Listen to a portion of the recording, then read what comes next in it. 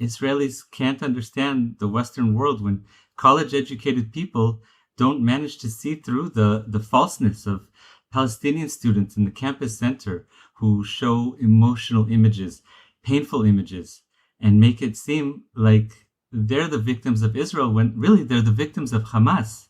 Hamas shoots at Israel from civilian locations, from civilian buildings, from civilian neighborhoods, and then blames Israel when Israel defends itself. If some country were to start attacking its neighbor, doesn't that neighbor have a right to protect itself? The Gazan people, I don't know why, have not left to Egypt. That's not up to me, but it is Israel's job to defend itself. And Israel will continue to do that. And most Israelis have just learned to ignore the criticism. We have a right and a responsibility to defend ourselves. We have a right and responsibility to defend our homes. Look, Israel has been defending itself from genocide for about 80 years. And this is just the latest genocide. We know this. But it's been for 80 years that the Arab population around us has multiple times tried to attack us with language of wiping us out and clearing us out to the sea. And please just let that sink in. Imagine being under constant self-defense, under attack for 80 years, and then being criticized by the world for defending yourself. When Israel attacks buildings in Gaza, it's because rockets are being fired at our civilians from those buildings. If you've seen horrifying images of dead children that were in those buildings, I hope you can see through their propaganda. Hamas is responsible for those families suffering. Israel has a right to defend itself, just as Ukraine does, just as you would. And if we have a stronger army, does that make us into the villain? It's like blaming a victim for knowing self-defense.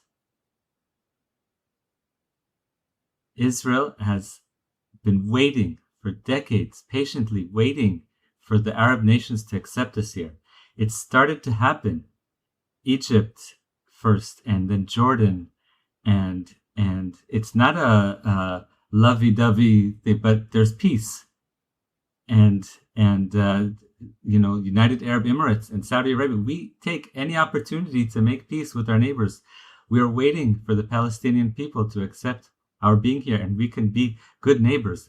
Our Declaration of Independence makes it clear that we're here to have a good impact on the world, and yes, also with our neighbors, perhaps especially with our neighbors, whenever they're ready to partner with us.